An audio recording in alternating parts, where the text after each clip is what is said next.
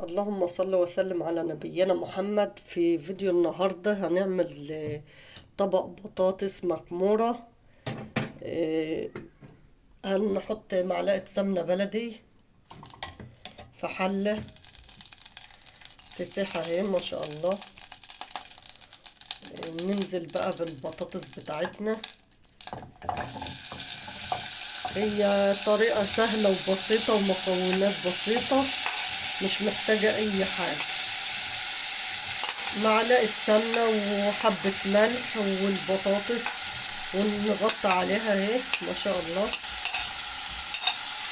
اهي البطاطس هنقلبها كده في السمنة، ونحط عليها معلقة الملح بتاعتنا،